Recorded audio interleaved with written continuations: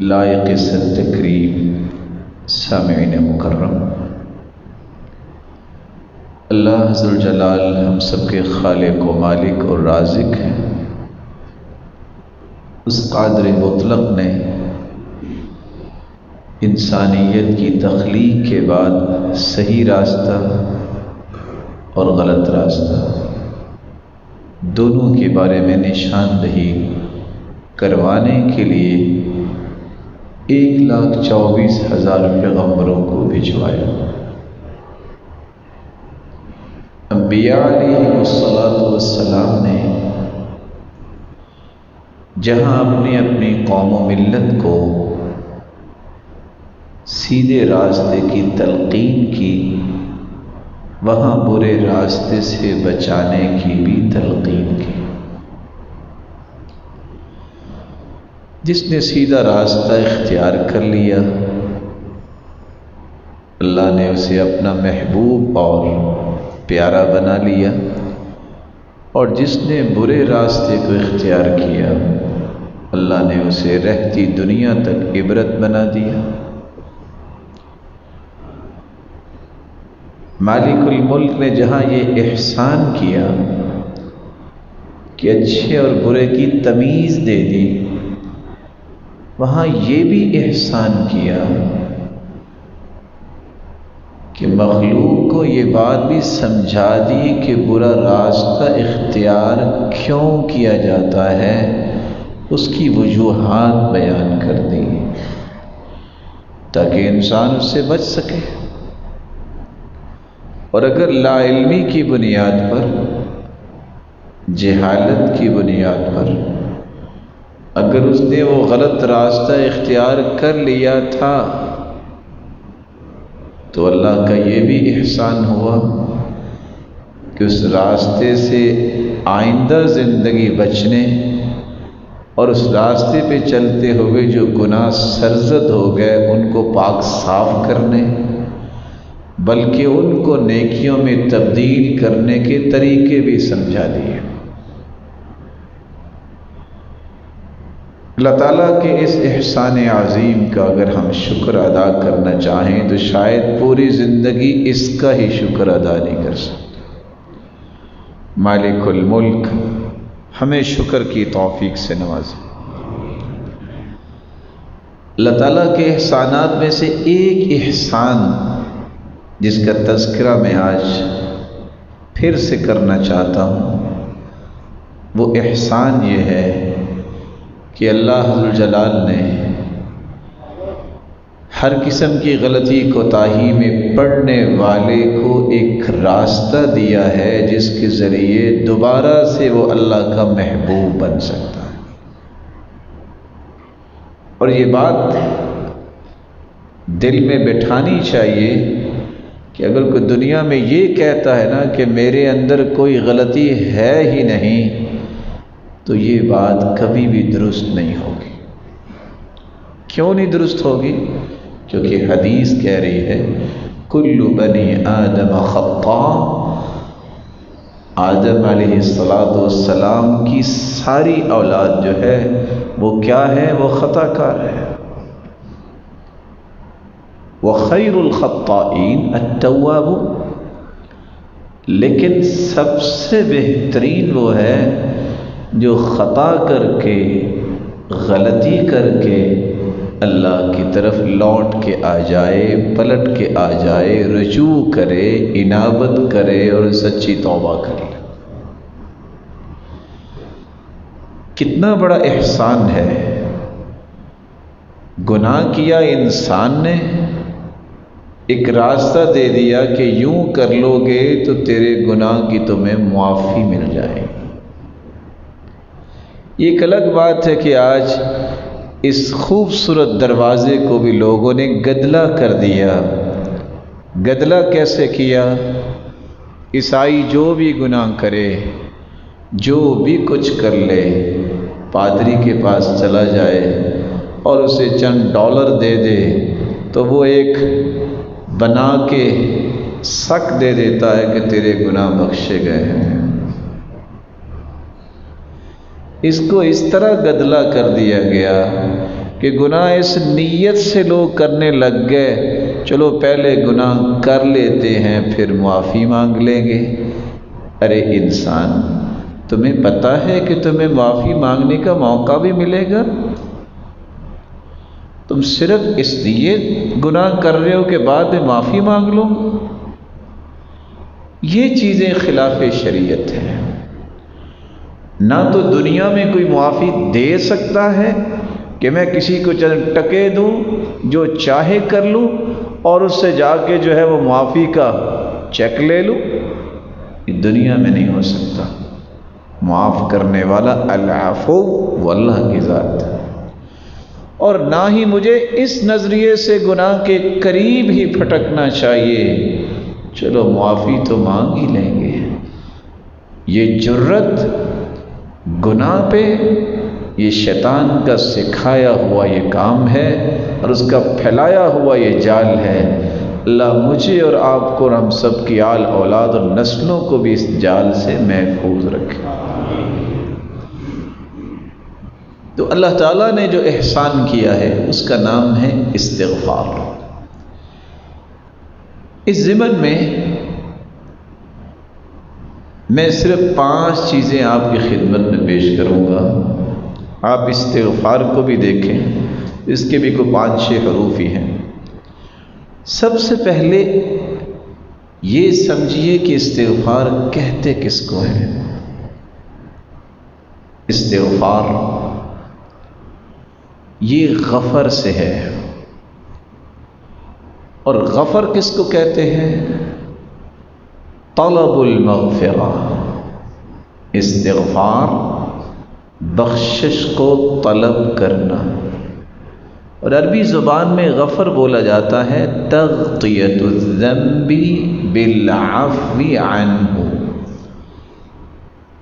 گناہ کی صرف معافی نہیں، اللہ گناہ ہو گیا ہے اس پہ پردہ بھی ڈال دے اور معاف بھی کر دے۔ مغفر ایسے ہیڈ کو کہتے ہیں کہ جب میدان جنگ میں جاتا ہے، آپ نے دیکھا ہے کہ موٹر سائیکل کی سواری کرنے والا بھی کس طرح اپنے سر کی حفاظت کے لیے پہن لیتا ہے، تو میدان جنگ میں تیروں، تلواروں اور نیزوں سے بچاؤ کے لیے جو چیز پہنی جاتی تھی اس کو مغفر کہتے ہیں۔ تو ہم صرف اللہ ذو الجلال سے گناہوں کی معافی نہیں مانگتے استغفار کر کے، بلکہ یہ بھی مطالبہ ہوتا ہے، ہم طلب کرتے ہیں کہ اے اللہ تیری رحمت تو بڑی وسیع ہے، تو جانتا ہے کہ ہم سے غلطی کوتاہی ہوئی، دنیا کو تو نہیں پتہ، لیکن میرے مالک جب تو ہی جانتا ہے تو معاف بھی تو نہیں کرنا ہے، معاف بھی کر دے اور اس پہ پردہ بھی ڈالنا۔ الباس ما یصونہ عن الدنس، عربی زبان میں کہتے ہیں استغفار کا معنی یہ ہے، آپ نے دیکھا ہوگا جب مہمانوں نے آنا ہو تو گھر میں صفائی ہوتی، اور جہاں کوئی ایسا مسئلہ ہو صفائی نہ ہو سکے وہاں اوپر چادر ڈال دیتے۔ الباس ما یصونہ عن الدنس، استغفار کا معنی بھی یہ ہے، یا اللہ میرے اوپر اپنی رحمت کی چادر بھی ڈال دے اور میں کیے پہ شرمندہ اور نادم اور پریشان ہوں، وہ معاف بھی کر دے۔ جب یہ بات سمجھ میں آ گئی کہ استغفار کا معنی جو ہے وہ گناہوں کی بخشش طلب کرنا بھی ہے اور اللہ کی رحمت طلب کرنا بھی ہے اور پردہ پوشی بھی ہے، تو یہ جب چاہت انسان کی پیدا ہو جائے تو اسے یہ کیوں نہیں سوچنا چاہیے کہ میں یہ بھی ذرا چیک کروں کہ گناہ ہوتے کیوں ہیں، میں یہ غلط راستے پہ کیوں جاتا ہوں، تاکہ وہ راستے بند ہوں۔ قرآن و حدیث میں اگر غور کیا جائے تو ہمیں پتہ چلتا ہے 4 ایسے راستے ہیں جن پہ چلنے سے انسان گناہ کرتا ہے۔ دو راستے بالکل واضح ہیں اور دو راستے ایسے خفیہ راستے ہیں جس کو لوگ گناہ کا راستہ سمجھتے ہی نہیں ہیں۔ پہلا راستہ جس کا تذکرہ بار بار اللہ تعالیٰ نے اپنے پیغمبر کے ذریعے بھی سمجھایا، قرآن میں بھی اتارا، اور لوگ اس نام سے بھی واقف ہیں، اس راستے سے بھی واقف ہیں، لیکن پھر بھی ڈی ٹریک ہو جاتے ہیں۔ وہ کون سا راستہ ہے؟ وہ کون سا دشمن ہے جو دبوچ کے انسان کو گناہ کرواتا ہے؟ اس کا نام ہے شیطان۔ ان الشیطان لکم عدو فاتخذوه عدوا انما يدعو حزبه ليكونوا من اصحاب السعیر۔ لوگوں، شیطان تمہارا دشمن ہے۔ یہ کون کہہ رہا ہے؟ اللہ تعالیٰ۔ اس سے سچی بات کوئی نہیں۔ جب کہہ دیا کہ شیطان تمہارا دشمن ہے، اسے دشمن ہی سمجھو۔ فاتخذوه عدوا، کیوں اسے دشمن سمجھو؟ انما يدعو حزبه ليكونوا من اصحاب السعیر۔ اس کو تو پتہ ہے کہ اس نے جہنم میں جانا ہے، اس کی تمنا یہ ہے کہ میں اکیلا نہ جاؤں، میرے ساتھ کوئی اور بھی جائے۔ وہ تو جہنم میں اپنے ساتھی بنانا چاہتا ہے، اس لیے اس کے ساتھی بننے سے رکو، اپنے آپ کو بچاؤ۔ ساتھی انسان کیسے بنتا ہے؟ سب سے پہلے آخری سورت بچے کو ہم یاد کرواتے ہیں، بیٹا پڑھو قل اعوذ برب الناس۔ سب سے پہلے بچپن میں یہ سورت سکھائی جاتی۔ کاش اس سورت کا ترجمہ بھی سکھا دیا جائے۔ الذی یوسوس فی صدور الناس، شیطان دل میں وسوسہ ہی ڈالتا ہے، یہ کہو، یہ کرو۔ لیکن اللہ نے راز کیا دے دیا؟ جو بچے کو سب سے پہلی سورت سکھائی جاتی ہے، من الجنۃ والناس۔ شیطان صرف وہی نہیں ہے جس کو ابلیس کہتے ہیں کہ اس کی اولاد آئے گی اور آپ کو وسوسہ ڈالے گی۔ یہ شیطان جنوں میں سے بھی ہوتا ہے، انسانوں میں سے بھی ہوتا ہے۔ آپ کے ساتھ کھانا کھانے والا آپ کا بیٹا، آپ کے ساتھ کھانا کھانے والی آپ کی بیوی، آپ کے ساتھ بیٹھنے والا آپ کا دوست، آپ کے ساتھ کاروبار کرنے والا پارٹنر، آپ کے ساتھ رہنے والا کسی سسٹم میں رومیٹ، وہ بھی تو وسوسہ ڈال سکتا ہے۔ من الجنۃ والناس، صرف شیطان جنوں میں سے نہیں، ایسا انسان جو آپ کو قرآن و حدیث کے مخالف کوئی بات، کوئی اشارہ اور کوئی رخ دینا چاہتا ہے، شیطان ہے۔ اس کے اشارات سے اور اس کے وسوسوں سے آپ بچ جائیں تو بڑے گناہوں کی طرف کبھی آپ نہیں جائیں گے۔ یہ پہلی صورت ہے جو اگر میں مبالغہ نہ کروں تو میں نے اور آپ نے بھی سب سے پہلے یہی صورت پڑھی ہو، اور اسی میں اللہ نے راز دے دیا ہے کہ شیطان صرف ابلیس کی اولاد نہیں ہے، انسانوں سے بھی شیطان ہوتے ہیں۔ ہوتا یہ ہے، اللہ کے رسول صلی اللہ علیہ وسلم مسجد میں بیٹھے تھے تو سیدنا ابو ذر سے کہنے لگے، تعوذوا باللہ من شیاطین الانس والجن، پناہ مانگو اللہ شیطانوں سے بچائے جو انسانوں میں سے ہیں اور جنوں میں سے ہیں۔ تو صحابی کہتے ہیں، اول الانس شیاطین، وہ انسانوں سے بھی شیطان ہوتے ہیں؟ تو اللہ کے رسول نے قرآن کی یہ آیت پڑھ کے سنائی، وَكَذَلِكَ جَعَلْنَا لِكُلِّ نَبِيٍّ عَدُوًّا شَيَاطِينَ الْإِنسِ وَالْجِنِّ، ہم نے ہر نبی کے جو ہے وہ دشمن بنائے ہیں شیطان انسانوں سے اور جنوں سے۔ جنوں کا تذکرہ بعد میں کیا ہے، جو اصل شیطان ہے انسانوں کا تذکرہ پہلے کیا۔ کان من الجن ففسق عن امر ربی، ابلیس جنوں میں سے تھا جو قرآن وضاحت دے رہا ہے، ان جنوں کا تذکرہ اللہ نے بعد میں کیا ہے، پہلے انسانوں کا تذکرہ کیا ہے۔ جو انسانوں کے اندر شیاطین ہوتے ہیں یہ انبیاء کے دشمن تھے، اور پھر جن بھی دشمن بنتے ہیں۔ تو رسول اللہ صلی اللہ علیہ وآلہ وسلم کے پاس آنے والا دین یہ بتاتا ہے کہ اس دشمن کے ہتھ کنڈے جو ہیں وہ کامیاب ہوتے ہیں تو انسان گناہ کرتا ہے۔ 50 لوگ جو ہے 100 میں سے وہ تو شیطان کے پیچھے لگ جاتے۔ میں نے بڑی ایک مبالغے کی بات کہہ دی ہے، حالانکہ نہ جانے کتنے شیطان کے پیچھے لگتے۔ باقی بچنے والے جو ہیں شیطان سے تو بچ جاتے ہیں، اعوذ باللہ من الشیطان الرجیم، بس جی شیطان بڑا دشمن ہے، اس کے پیچھے نہیں ہم نے چلنا۔ وہ اس سے بچتے ہی ہیں تو ایک اگلا جو ہے دشمن ان کے سامنے آ جاتا ہے، اور وہ کون سا دشمن ہے؟ فَلَا تَغُرَّنَّكُمُ الْحَيَاةُ الدُّنْيَا وَلَا يَغُرَّنَّكُمْ بِاللَّهِ الْغَرُورُ۔ دنیا تمہیں دھوکے میں نہ ڈالے، دنیا کے دھوکے میں نہ آنا۔ یہ دیکھنے میں بڑی سرسبز و شاداب لگتی ہے، کھانے میں بڑی میٹھی ہے، جو دنیا کے نشے، دنیا کی محبت میں دھت ہو جائے اتنا ہی کافی ہے، یہ گناہوں سے کبھی نہیں بچ سکتا۔ کیوں؟ کتنی خوبصورت بات صحابی نے بیان کر دی۔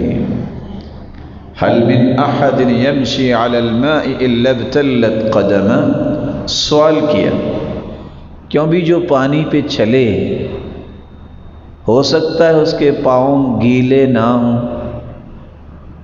بولیے، ہو سکتا ہے پانی پہ چلے؟ وہ زیادہ پڑھا لکھا کہہ سکتا ہے ہاں اگر بوٹ لمبے لمبے پہنے ہو تو پاؤں تو گیلے نہیں ہوں گے۔ اسی طرح کے فلسفے جو ہیں اس نے ہی امت کو برباد کر دیا۔ هل من احد يمشي على الماء الا ابتلت قدمه، ہو سکتا ہے کہ پانی پہ چلے اور اس کے پاؤں گیلے نہ ہو۔ كذلك صاحب الدنيا لا يسلم من الذنوب، اس سے جو دنیا میں دھت ہو جاتا ہے وہ گناہوں سے کبھی بچ نہیں سکتا، جس طرح پانی پہ چلنے والا اپنے پاؤں کو گیلا ہونے سے بچا نہیں سکتا۔ باقی جو ہیں 50 بچنے والے شیطان کے ہتھ کنڈوں سے وہ اس رو میں بیٹھ جاتے ہیں۔ جھوٹ بولتا ہے تو دنیا کے لیے، فراڈ کرتا ہے، دھوکہ دیتا ہے، وعدہ خلافی کرتا ہے، چکمہ دیتا ہے، مکاری کرتا ہے، اور ایک نہیں سینکڑوں ایسے راستے ہیں، ریاکاری کرتا ہے، فخر کرتا ہے، تکبر کرتا ہے۔ کس وجہ سے؟ اس دنیا کی وجہ سے۔ کون سی دنیا؟ جو اس کے ساتھ نہیں جانی۔ کون سی دنیا؟ جو بڑے بڑے بادشاہ بھی چھوڑ کے چلے گئے، پتہ نہیں ہے کس زوم میں پھر رہا ہے کہ ساری میرے ساتھ جائے گی، یہ ساری وارثوں کی ہے، آپ کی نہیں ہے۔ اللہ کے رسول نے فرمایا تھا میرے صحابہ، کتنے لوگ ہیں جو وارثوں کے مال سے زیادہ پیار کرتے ہیں، اپنے مال سے پیار نہیں کرتے۔ کہا اللہ کے رسول وہ کیسے؟ فرمایا مالک ما قدمت ومال وارثک ما اخر، تمہارا مال تو وہ ہے جو تم نے کھا لیا، تم نے پی لیا اور اللہ کی راہ میں دے دیا، جو باقی چھوڑ کے جاؤ گے وہ تو وارثوں کا مال ہی ہے نا، تمہارا تو نہیں ہے۔ 1 روپیہ بھی ساتھ نہیں تم لے کے جاؤ گے۔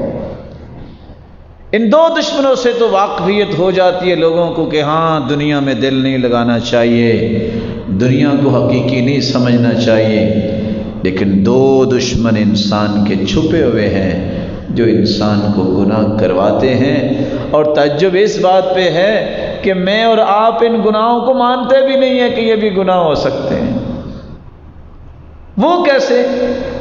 ان میں سے ایک جو ہے وہ انسان کی چاہت اور من کی بات ہے۔ میں یہ چاہتا ہوں، میرے من کی یہ بات ہے، میں یہ سوچتا ہوں، میری تمنائیں یہ ہیں، میرے نظریات یہ ہیں۔ جب میں اپنے من کا غلام بن جاتا ہوں تو میں ساری زندگی گناہ سے نہیں بچ سکتا۔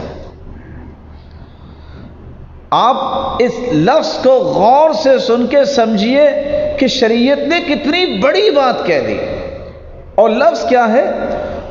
أَفَرَأَيْتَ مَنِ اتَّخَذَ إِلَٰهَهُ هَوَاهُ وَأَضَلَّهُ اللَّهُ عَلَىٰ عِلْمٍ وَخَتَمَ عَلَىٰ سَمْعِهِ وَقَلْبِهِ وَجَعَلَ عَلَىٰ بَصَرِهِ غِشَاوَةً. کیا خیال ہے جس نے اپنے من کو اپنا رب بنا لیا، اس کی بات مانی، رب شاہی کو چھوڑ کر من چاہی کی زندگی گزارنا چاہتا ہے. بات کیا کہہ دی؟ اگر دنیا جہان کا اس کے پاس علم ہو تب بھی اس کو اللہ گمراہ ہی رکھتے ہیں.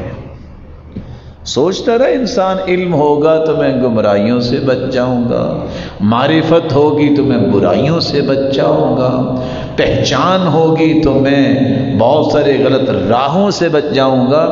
جب من کا غلام انسان بن جاتا ہے، میں نے ماننی ہے تو اپنے دل کی بات ماننی ہے.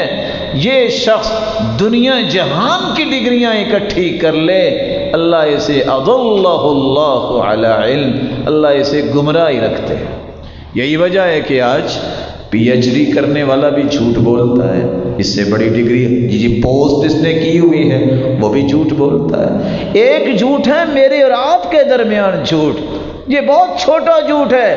ایک اللہ کے بارے میں جھوٹ بولنا کہ اللہ نے یہ کہا ہے اور قرآن میں بات نہ ہو. ایک حدیث کے بارے میں اللہ کے رسول کے بارے میں جھوٹ بولنا کہ اللہ کے رسول نے یہ کہا ہے اور اللہ کے رسول سے وہ چیز ثابت نہیں ہے. ایک دنیا کو جنت کا راستہ غلط دینا. سبب کیا ہے؟ جب انسان من کی بات کے پیچھے لگتا ہے تو اس کے تمام میئر جو ہے وہ ٹوٹ جاتے ہیں. کیوں؟ یہ اللہ کی طرف سے دھتکارا ہوا انسان ہے، اس کے پھٹکار پڑی ہے کہ یہ گمراہیوں سے کبھی نہیں نکل سکے. چوتھا دشمن جس سے ہم واقف تو ہیں لیکن کتنے؟ 100 میں سے 1 اور 2. 100 میں سے 1 اور 2. آپ کسی کو کہہ کے دیکھیے اللہ سے ڈرو، وہ پتہ کیا کہے گا؟ تم ڈرو نا، تم کچھ زیادہ نیک ہو. انسان اس کے اندر بھی برائی ہے جس کو یہ محسوس نہیں کرتا. ہر جمعے میں ہم یہ سنتے ہیں وَنَعُوذُ بِاللَّهِ مِن شُرُورِ أَنفُسِنَا، یا اللہ ہم اپنے نفس کی شرارتوں سے بھی تیری پناہ مانگتے ہیں. نہ شیطان آیا، نہ دنیا کی رنگینی آئی، اور نہ یہ ہے کہ منچائی کی طرف گیا. جو اس کے اندر ایک داعیہ ہے انسان کے اندر، یہ گناہ کرو، جھوٹ بولو، یہ کرو گے تو شاید یہ ہو جائے گا، یہ کرو گے تو یہ ہو جائے گا. یہ نفس کی شرارت صرف کہنے والی نہیں، کچھ برائیاں سنتا ہے، کچھ برائیاں دیکھتا ہے، کچھ برائیاں بولتا ہے، کچھ برائیاں سوچتا ہے اور کچھ برائیاں کرتا ہے. یہ سارے زاویے جو ہیں اس سے بچنا یہ اسی شخص کو نصیب ہوتا ہے جو پورے کا پورا اپنے آپ کو اللہ کے حوالے کر دیتا ہے. رسول اللہ صلی اللہ علیہ وآلہ وسلم کے پاس ایک صحابی آئے، نام تھا ان کا شکل بن حمید.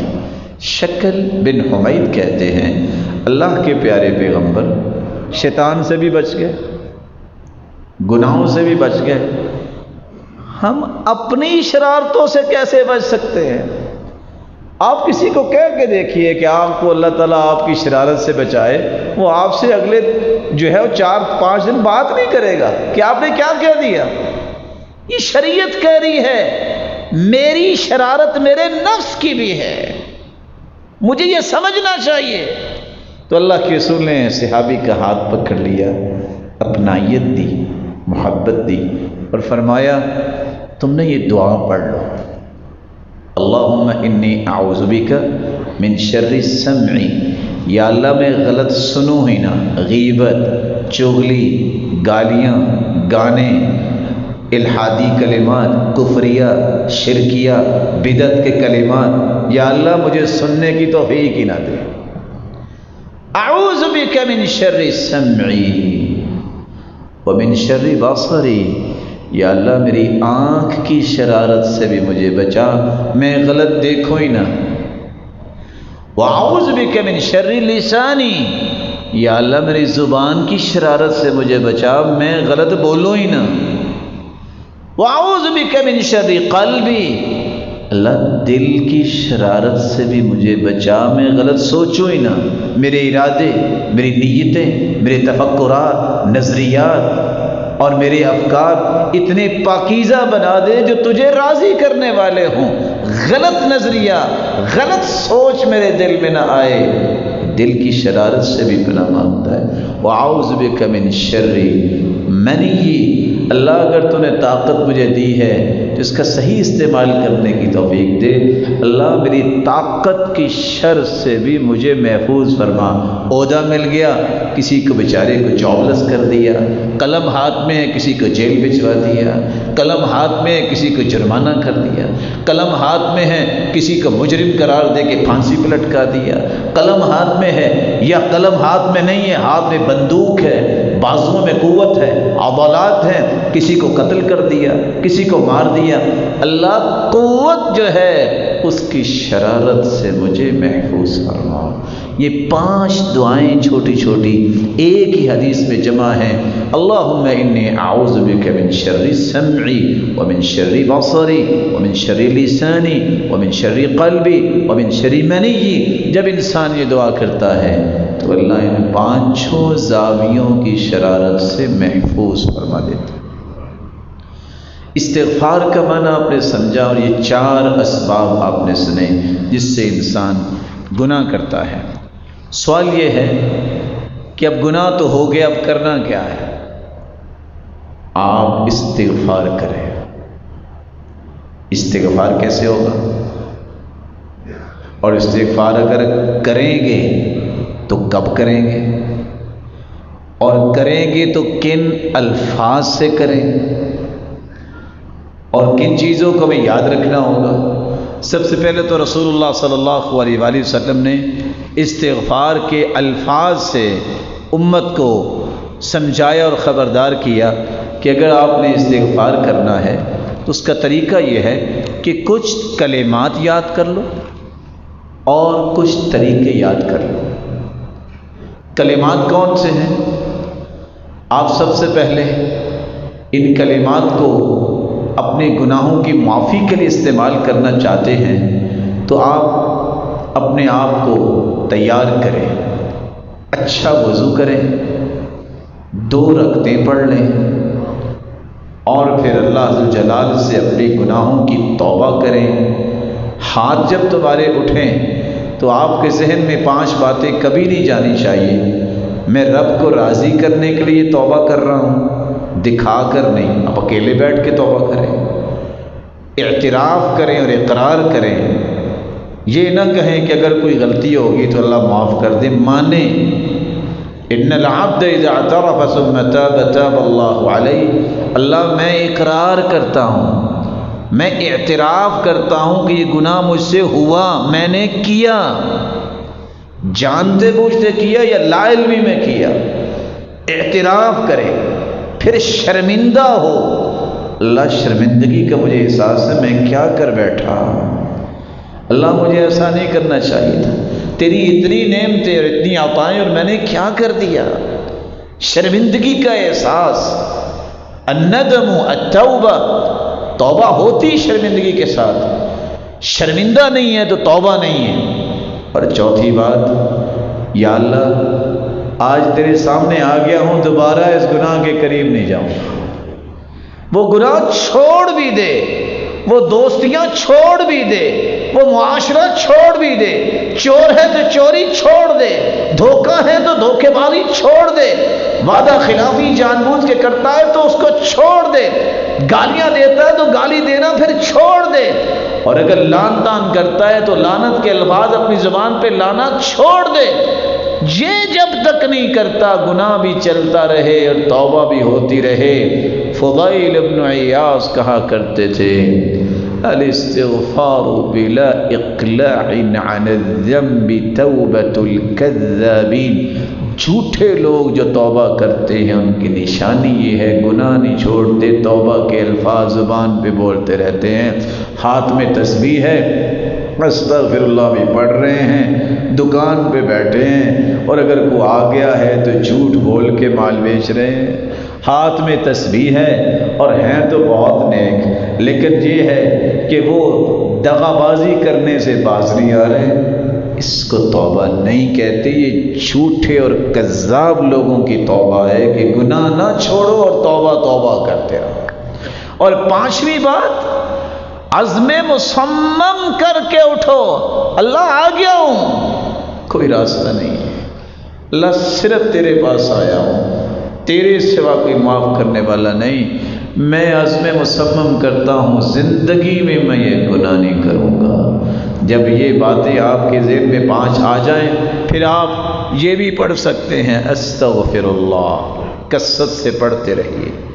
آپ یہ بھی پڑھ سکتے ہیں جو ابن حبان کی روایت ہے، استغفر اللہ واتوب الیہ۔ آپ یہ بھی پڑھ سکتے ہیں استغفر اللہ الذی لا الہ الا هو الحی القیوم واتوب الیہ۔ یہ جامع ترمذی کی روایت ہے کہ اگر میدان جہاد سے بھی کوئی بھاگا ہے تو یہ کہہ دے تو اللہ ذوالجلال اسے معاف کر دیتے ہیں۔ آپ چوتھا یہ بھی طریقہ استعمال کر سکتے ہیں، رب اغفر لی وتوب علی انک انت التواب الرحیم۔ اب پانچواں طریقہ یہ بھی اختیار کر سکتے ہیں، اللہم انت ربی لا الہ الا انت خلقتنی وانا عبدک وانا علی عہدک ووعدک ما استطعت اعوذ بک من شر ما صنعت ابوء لک بنعمتک علی وابوء بذنبی فاغفر لی فانہ لا یغفر الذنوب الا انت۔ آپ کو ان پانچوں میں سے کوئی بھی طریقہ یاد ہو، کثرت سے اپنی زبان پہ ان الفاظ کو لائیے، اللہ ذوالجلال گناہ صرف معاف نہیں کریں گے، آپ کے گناہوں کو نیکیوں میں تبدیل فرما دیں گے۔ رسول اکرم صلی اللہ علیہ وآلہ وسلم نے ساتھ اس کا وقت بھی بتا دیا کہ آپ ان الفاظ کو کثرت سے کب بولیں، کب توبہ کریں۔ قرآن مجید میں اللہ نے ایک تو وقت بتایا ہے، كانوا قليلا من الليل ما يهجعون وبالأسحار هم يستغفرون۔ سب سے گولڈن جو وقت ہے وہ سحری کا وقت ہے، جب مالک الملک آسمان دنیا پہ نزول فرماتے ہیں جیسا کہ اس کی شان کو لائق ہے، اور اللہ خود کہہ رہے ہوتے ہیں حل من مستغفر، کوئی ہے گناہوں کی معافی مانگنے والا، حل من داعٍ، کوئی ہے دعائیں قبول کروانے والا، حل من مسترزق، کوئی ہے جس کو رزق چاہیے، بندہ سویا ہوتا ہے۔ یہ سحری کا وقت جو ہے اس کو استعمال کرو، اس وقت اٹھو، اس وقت اللہ ذوالجلال خود اپنے بندے کو بلا رہے ہوتے ہیں، اوے آؤ نا مجھ سے لے لو، کیا لینا ہے، آفر لگی ہوئی ہے۔ سحری کے وقت استغفار کرنا، آپ اس وقت نہیں اٹھ سکے، اذان کا وقت قریب ہے، رکھتے نہیں پڑھ سکے تو بیٹھ کے استغفر اللہ کر لو۔ اتنا بھی وقت نہیں ہے کہ وضو کر کے نکلے ہو، ٹائم ہی نہیں ہے تو دل میں ہی کہہ دیا کرو یا اللہ معاف کر دے، میرے مالک یہ سہانا وقت ہے معاف کر دے۔ یہ جو لفظ ہیں دل کے اندر، سلف صالحین میں سے ایک نیک شخص پوچھتا ہے کیا حال ہے، کہتا ہے بہت پریشان ہوں۔ کہتے پریشانی کیا ہے؟ کہ پریشانی یہ ہے کہ قبر میں کیا بنے گا۔ کہا میں آپ سے ایک بات پوچھوں؟ کہا پوچھے۔ کہتے یہ بتاؤ جب اکیلے ہوتے ہو رات کے وقت تو کبھی اٹھ کے نماز پڑھی ہے تو نے؟ کہتے پڑھی۔ کہتے جب بھی کوئی گناہ ہو جائے تو استغفار کرتے ہو؟ کہتے بہت کرتا ہوں۔ کہا پھر پریشان نہ ہو، ان چیزوں کو جاری رکھو، اللہ تجھے قبر کی مصیبتوں سے بچا دے گا۔ چلتے پھرتے بھی میرے اور آپ کے دل میں یہ بات چلنی چاہیے، اللہ معاف کر دے، مالک الملک تیری نعمتیں زیادہ ہم شکر نہیں کر سکے، اللہ معاف کر دے۔ الہ العالمین توفیق دے دے کہ ہم تیرا شکر ادا کریں، تیری عبادت کا حق ادا کریں، تیرا ذکر زیادہ کریں اور تیرے دین کے ساتھ زیادہ جڑیں۔ یہ خواہشیں صرف زبان پہ نہیں، لکھنے کے نہیں، دل میں بھی چلنی چاہیے، اللہ محروم نہیں کریں گے۔ دوسرا موقع اللہ عز و جلال نے فرمایا ہے جب بھی کوئی کمی کوتاہی ہو جائے فوراً جو ہے وہ اللہ سے توبہ کرنی چاہیے۔ قال ربنا ظلمنا أنفسنا وإن لم تغفر لنا وترحمنا لنكونن من الخاسرين۔ بھول ہوگی آدم علیہ السلام سے، فوراً توبہ کی، اللہ نے کلمات بھی سکھائے، نتیجہ کیا نکلا؟ اللہ عز و جلال نے وہ بھول معاف کر دی۔ جب بھی آپ سے کوئی کمی کوتاہی ہو وَاتْبِعِ السَّيِّئَةَ الْحَسَنَةَ تَمْحُوهَا وَخَالِقِ النَّاسَ بِخُلُقٍ حَسَنٍ۔ کمی کوتاہی ہو تو فوراً نیکی کر لو، فوراً استغفار کر لو، اور نیکی کیا کرو؟ اچھا اخلاق بنا لو، یہ تمہاری نیکیوں کو بڑھا دے گا اور تمہاری برائیوں پہ قلم پھروا دے گا۔ اخلاق بلند کرو، نیکی کرو۔ رسول اللہ صلی اللہ علیہ وآلہ وسلم نے اس لیے فرمایا کہ جب تم میت کو دفن کرو تو اس کے لیے بھی استغفار کیا کرو، جیسا کہ ہم دفنانے کے بعد دعا کرتے ہیں کہ یا اللہ کے رسول نے فرمایا اسألوه الآن التثبیت، اسألوه التثبیت فإنه الآن يسأل۔ تم دعا کرو کہ یہ ثابت قدمی دکھائے، سوالوں کا جواب صحیح دے سکے، اور اس وقت اس کو سوالات کیے جا رہے ہیں۔ اللہ عز و جلال دنیا سے جانے والوں کو معاف فرمائے۔ اوقات میں سے جمعے کے دن عصر سے مغرب تک، سحری کے وقت اذان ہو جائے تو جماعت کھڑے ہونے تک، یہ وقت اتنے مبارک وقت ہیں، اللہ دعا کی ہوئی رد نہیں کرتے، اللہ رد نہیں کرتے۔ بارش ہو رہی ہو تو بارش میں کھڑے ہو کے دعا کرو، سفر میں ہے تو سفر میں دعا کرو۔ کثرت سے ذکر کرنے والا جو ہے جب ذکر کرتا ہے تو اللہ اس کی بھی دعا رد نہیں کرتا۔ آپ جب کسی کے لیے دعا کریں گے تو اللہ آپ کے لیے دعاؤں کے لیے فرشتے مقرر کر دیں گے۔ آپ اتنا کہہ کے دیکھو اللہم اغفر للمؤمنین والمؤمنات، یا اللہ مومن مردوں کو بھی معاف کر دے، مومنہ عورتوں کو بھی معاف کر دے۔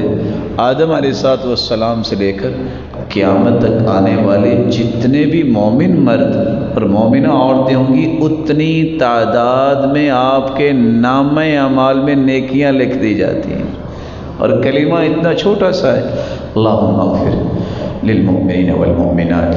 اے اللہ مومن مرد اور مومنہ عورتوں کو معاف کر دے، اللہ ہم سب کو بھی معاف فرمائے۔ وآخر دعوانا الحمدللہ۔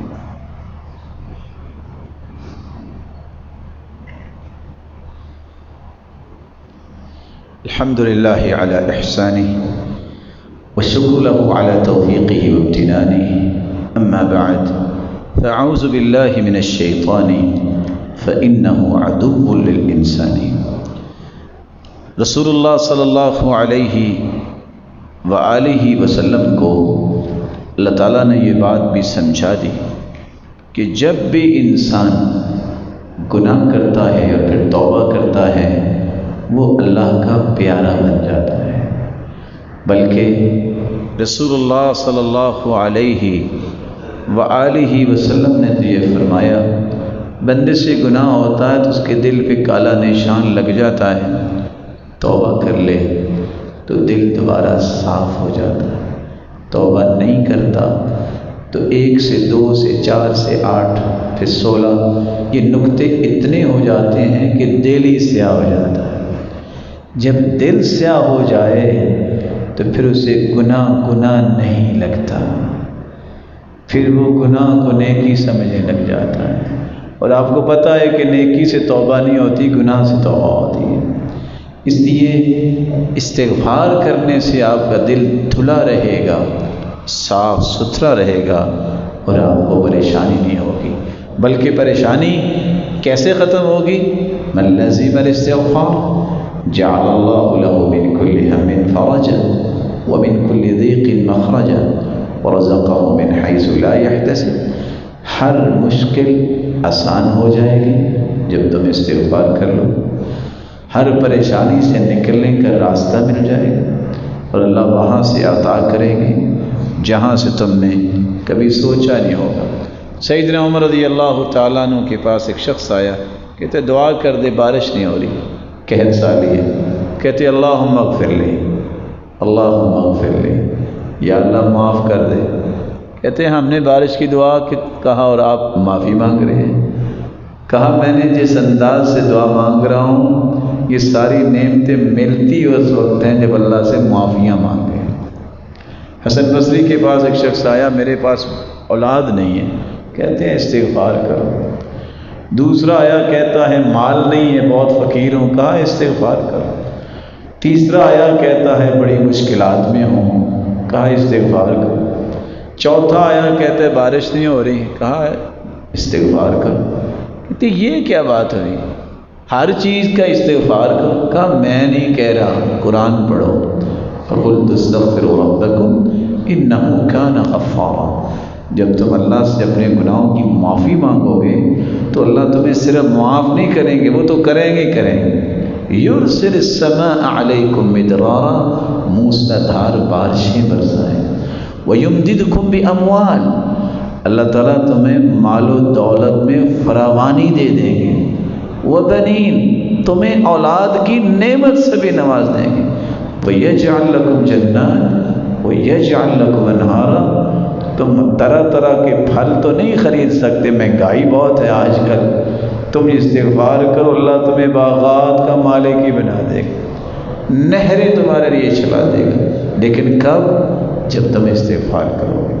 تو رسول اکرم صلی اللہ علیہ وآلہ وسلم نے صحابہ کو یہی تلقین کی، بلکہ حدیث میں آتا ہے طوبیٰ لمن وجد فی صحیفته استغفارا کثیرا، قیامت کو جب نامہ اعمال کھلیں گے سب سے بڑی سعادت اس بندے کی ہوگی جس کے نامہ اعمال میں کثرت سے استغفار لکھا ہو۔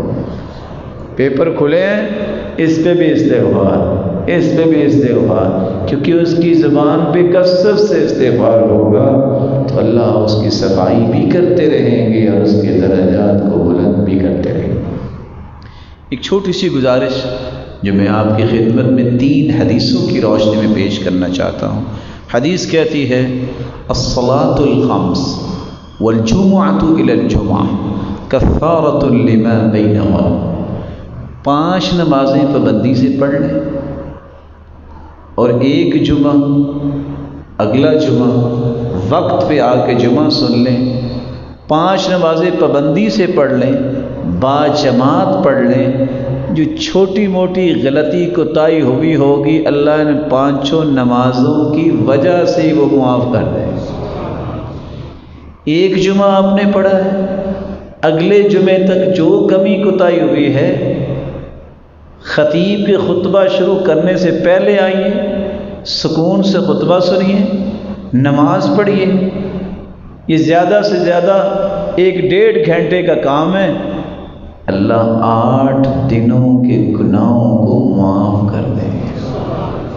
اور رسول اکرم صلی اللہ علیہ وآلہ وسلم نے صحابہ کرام کو یہ بات بھی سمجھائی جو آج مجھے اور آپ کو سمجھنی ہے۔ وہ کیا ہے؟ میں بھی کھانا کھاتا ہوں اور آپ بھی کھانا کھاتے ہیں، اگر کھانا کھانے کے بعد صرف اتنے الفاظ آپ پڑھ لیں، الحمدللہ الذی اطعمنی ھذا الطعام ورزقنی من غیر حول منی ولا قوة، حدیث کہتی ہے جتنے بھی انسان کے گناہ ہیں اللہ انہیں دھو دیتا ہے۔ میں اور آپ روزانہ ہی لباس بدلتے ہیں، صبح اور شام بھی کچھ لوگ 2 بدلتے ہوں گے، آپ صرف لباس بدلتے وقت یہ کہہ دیں الحمدللہ الذی کسانی ھذا ورزقنی من غیر حول منی ولا قوہ، میری ضرورت بھی پوری ہو گئی اور میرے گناہوں کو بھی اللہ نے صاف کر دیا۔ یہ طریقے ہیں جس سے آپ اپنے گناہوں کو معاف کروا سکتے ہیں۔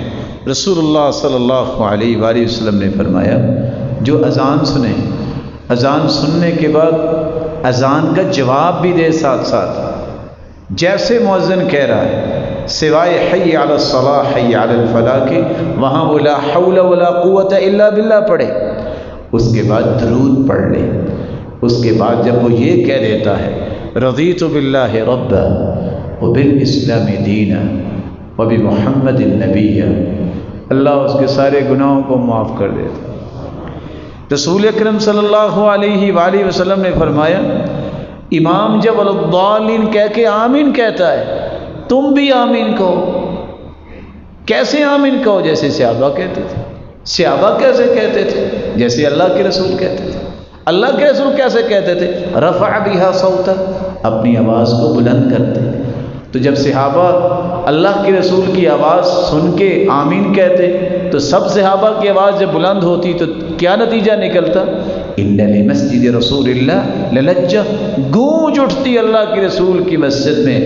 فرمایا جب تم آمین کہتے ہو تو فرشتے بھی آمین کہتے ہیں، نتیجتاً جن کی آمین فرشتوں کی آمین کے مطابق ہو گئی۔ صحیح بخاری کی روایت ہے 780، اللہ اس کے سارے گناہ معاف کر دیتے۔ رسول اکرم صلی اللہ علیہ وآلہ وسلم نے فرمایا رکوع سے جب اٹھو تو یہ کہہ دیا کرو ربنا ولک الحمد حمدا کثیرا طیبا مبارکا فی۔ ہم تو یہ کرتے ہیں نا، اللہ تعالیٰ ہمیں محفوظ فرمائے، کوئی بھولے ہوئے بھائی اٹھے سمیع اللہ سے سیدھا زمین پہ چلے گئے، کھڑے ہی نہیں ہوتے۔ یہ کلمات اتنے مبارک ہیں، رسول اللہ صلی اللہ علیہ وسلم نے فرمایا کہ جو شخص اس طرح الفاظ بول لیتا ہے اللہم ربنا لک الحمد حمدا کثیرا طیبا مبارکا فی، صحیح بخاری کی روایت ہے 796، اللہ اس کے گناہوں کو بھی معاف کر دیتے ہیں، اس کے گناہوں کو بھی معاف کر دیتے ہیں۔ بلکہ رسول اللہ صلی اللہ علیہ وسلم نے فرمایا جو بندہ یہ کہہ دیتا ہے سبحان اللہ لا الہ الا اللہ واللہ اکبر ولا حول ولا قوت الا باللہ، سمندر کی جھاگ جتنے بھی گناہ ہوں تو اللہ اسے معاف کر دیتے ہیں۔ رسول اکرم صلی اللہ علیہ وسلم نے یہ بھی فرمایا جو سبحان اللہ و بحمدہ 100 مرتبہ کہہ دے اللہ اس کے بھی گناہوں کو معاف کر دیتے ہیں۔ تو اللہ سے دعا ہے اللہ ہر ایک کے گناہوں کو معاف فرمائے۔ لیکن جس بات کی طرف میں توجہ دلانا چاہتا ہوں وہ یہ ہے آپ میرے بہت ہی محترم بھائی اور بزرگ ہیں، ایک مشورہ دیجیے مجھے، کیا ہم آئندہ سے خطبہ ہی 1 بجے شروع کیا کریں؟ جب آپ نے آنا ہی 1 بجے ہے تو پھر 1 بجے شروع کر دیا کریں، ہم 1:30 بجے ختم کر دیتے ہیں۔ شریعت کا مزاج سمجھیے، خطبہ جمعہ اس کا ہوتا ہے، حدیث میں آتا ہے کہ جو فرشتے ثواب لکھ رہے ہوتے ہیں، اس کو اونٹ کا ثواب، اس کو گائے کی قربانی کا ثواب، اس کو مینڈے کی قربانی کا ثواب، اس کو مرغی کی قربانی کا ثواب، اس کو انڈے کا ثواب، یہ سارے ثواب لکھنے والے فرشتے جو دروازوں پہ کھڑے ہوتے ہیں، جب خطیب خطبہ شروع کرتا ہے طوت الملائکۃ الصحف، فرشتے اپنے رجسٹر بند کر دیتے ہیں اور وہ بھی بیٹھ کے خطبہ جو ہے سنتے ہیں۔ سچ بتائیے شاید ٹیکنالوجی کا دور ہے تو جو خطبہ شروع ہونے کے بعد آتے ہیں میرے معزز مکرم محترم تھکے ہوئے ہیں، میرا جی چاہتا ان کو میں دباؤں، اس لیے جلدی نہیں نہ پہنچے۔ وہ اپنا نام فرشتوں کو کیسے لکھواتے ہیں؟ میل کرتے ہیں، ٹویٹ کرتے ہیں، یا کوئی ڈاک کے ذریعے بھجواتے ہیں؟ کیسے کرتے ہیں؟ فرشتے تو بیٹھ گئے۔ یہ بہت بڑا خسارہ ہے۔ دوسری روایت میں آتا ہے جو بندہ لیٹ آئے، گردنیں پھلانگتا ہوا آگے آنا چاہتا ہے، کانت لہو زہرا، یہ زور کی نماز پڑھنے آیا ہے، جمعہ پڑھنے نہیں آیا۔ جو لیٹ آیا ہے، خطبہ شروع ہو چکا ہے، انما یأتی للظہر، یہ آیا ہی زور پڑھنے۔ اور چوتھی حدیث کیا کہتی ہے؟ من ترک ثلاث جمع متہاونا طبع اللہ علی قلبی، جو 3 جمعے سستی کرتا ہوا چھوڑ دیتا ہے، اللہ اس کے دل پہ مہر لگا دیتے ہیں۔ اور دوسری روایت میں کتب من المنافقین، اس کا نام منافقوں میں لکھا جاتا ہے۔ میرے معزز، میرے مکرم، یہ گنتی کے دن ہیں زندگی کے، ان کو حقیقی نہ سمجھو۔ یوم لا ینفع مال ولا بنون، نہ اس مال نے کام آنا ہے، یہ فیکٹری، یہ دکان، یہ بزنس، نہ اس نے کام آنا ہے، ولا بنون، نہ اولاد نے کام آنا ہے جس کے لیے لیٹ ہوتے ہیں۔ اور بس جی بچے کا مسئلہ تھا، اور بس جی یہ بھی تو دیکھنا ہوتا ہے۔ ضرور دیکھیں، صحابہ کے بھی بچے تھے، سارے کے سارے اولاد سے محروم نہیں تھے، صحابہ کے بھی کاروبار تھے، اور صحابہ بھی بزنس مین تھے، صحابہ جرنیل بھی تھے، جسٹس بھی تھے۔ کون سا زندگی کا ایسا کارنر ہے جہاں صحابہ نے اپنی خدمات نہیں دی؟ نہ اس کی کوئی مثال ہی پیش کر سکتا ہے۔ آ جائیے، وقت ہے اللہ کی طرف آ جائیے، اس سے پہلے کہ آپ اللہ کی طرف نہ آئیں، اللہ کو اپنے پاس مجھے اور آپ کو بلانا پڑ جائے، اس وقت پھر گنجائش نہیں ہوگی۔ پھر کوئی نہیں کہے گا جب آ گیا ملک الموت، اور ٹھہرو ذرا میرے کچھ کام رہتے ہیں، اور ٹھہرو ذرا میرا بزنس کی آج ڈیل میچور ہونے لگی ہے، اور ٹھہرو میرے کلائنٹس جو ہے پریشان ہو جائیں گے کہ دکان بند کیوں ہوگی۔ ملک الموت نے مہلت نہیں دینی۔ اللہ مجھے اور آپ کو سمجھنے کی توفیق عطا فرمائے۔ تو کیا خیال ہے آپ پھر آئندہ سے خطبہ شروع ہونے سے پہلے آیا کریں؟ آواز تو اتنے ہی محترم بھائیوں کی ہے جتنے پہلے بیٹھے ہوئے تھے۔ سب لوگ اس کا اہتمام کریں گے۔ یہ ضروری نہیں ہے کہ میں کہہ رہا ہوں تو میری بات آپ مان کریں، آپ اللہ کے رسول کے فرمان کی روشنی میں ہر جمعے ایسا کریں۔ آپ کسی مسجد میں بھی جمعہ پڑھتے ہیں، مزاج یہ ہونا چاہیے کہ میں نے خطیب کے خطبے سے پہلے پہنچنا ہے، اور جا کے 2 رکعتیں پڑھ کے بیٹھا کریں۔ یہ شریعت ہے، یہی مزاج ہے، یہی تربیت ہے۔ اللہ ہمیں وہ تربیت عطا فرمائے جس سے وہ راضی ہو جائے۔ اللہ آپ سب کو بھی سلامت رکھے، ایمان اور عزت اور برکت کے ساتھ۔ وآخر دعوانا